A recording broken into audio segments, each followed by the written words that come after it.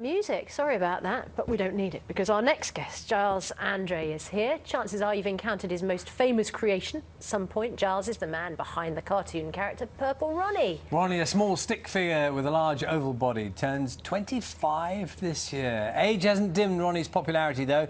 His image sells a staggering 7 million greeting cards every year. That is an amazing figure.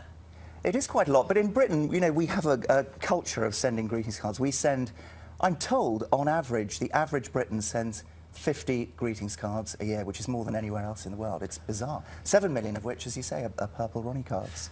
Well, that's 50 a year. 50 a year. So almost one a week. So I'm told. Charlie?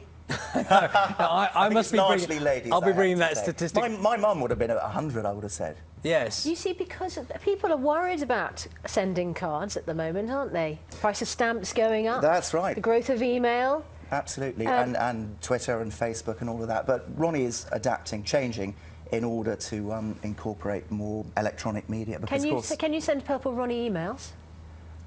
You or can't. e-cards? There are e-cards, yes. Yeah. In fact, we're doing a lot on the website at the moment. Can you just give us the brief synopsis of how that extraordinary little fella, so simple in many ways, became such an enormous phenomenon? Yeah, well, I mean, it started 25 years ago. I was a student at Oxford, got a few drawings done, wrote a few poems, and of course, cards, they were postcards at the time, they were black and white because we couldn't afford colour, were very easy to produce, and I suppose because they were quite novel at the time, there was nothing like them, they caught on, but because they were rather bizarre at the beginning, it took a while, but within 2 to 3 years, they were in, well, there was a lot more greetings card shops then, and they just began to sell very well. Was he a doodle that turned into a kind of a character? It was a doodle. I mean, the funny thing about Ronnie, I think why people associate themselves with it, why they enjoy it, is because it does look like something we're all fairly familiar with. We can all do a kind of doodle, and some of us can write the odd poem or two. Well, and the poems really are, you know, attached to the doodles are the thing as well, aren't they? Because they're very simple poems, sometimes a little bit rude.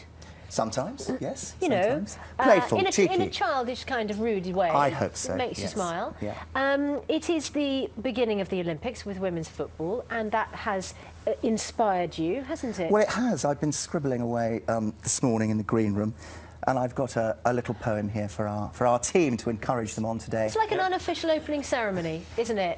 If you like, yes, if only. The England women's football team sure know how to play.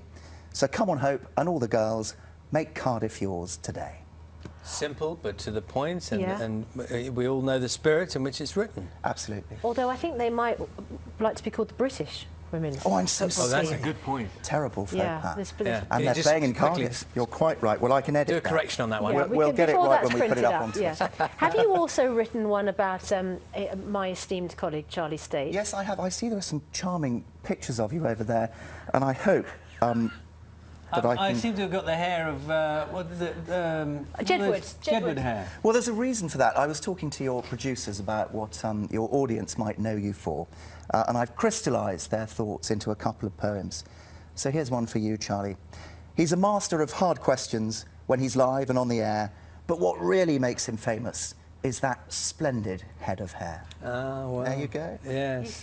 You see, that absolutely encapsulates what the audience feels about yes, Charlie. Yeah, absolutely. Does it stand up to, you know, what you thought? Is it all right? It's looking beautiful Thank today. you I think so it's well waxed and groomed. You have also a small piece of work for I Susanna? have one for Susanna. Oh, no. A mum of 3. That's true. A high-powered job. An icon of our screens. It's not right that every morning she's so fresh and full of beans. Oh, I like that. There you go. nice. You can have that framed on your toilet. Little wall, artistic probably. license in there, of course. Yes, very good point. You've been very, very positive. After 25 years, is it still as easy to come up with the rhymes as it has always had? Do you know, Susanna, what's really nice is when I started, it was all paper and greetings cards. And because the media have changed, I can write for different situations. So Facebook and Twitter, for instance, have made it much easier to write about all sorts of things that we can put into the public domain immediately. Because, of course, with greetings cards, you're slightly limited to writing about stuff that people want to say on a birthday card or a get well card. Well, you also write good old-fashioned books as well. Well, that's true, yes. Children's books? Children's books under my own name, indeed. Yeah. Other poets sometimes a bit snooty about your work? It's hard to tell. Put it this way, I haven't been called by the laureate recently. Yet? No, not yet, no. And I don't think the esteemed people who decide who is the laureate have my phone number. Well, the children's laureate, of course, is Julia Donaldson. That's right. And I'm sure she would admire what you do. I see her from time to time, actually. I'm rather scared of her, actually. She's brilliant. Thank you so much, and thank you for your work. Well, this that's morning. a big pleasure. Just get that little correction done. Of course. It's really lovely, actually, isn't it? What a privilege. Every day that happens. Yeah, to have poems written about us this morning. Giles Andreae, that's all from us for this morning. Tomorrow's programme will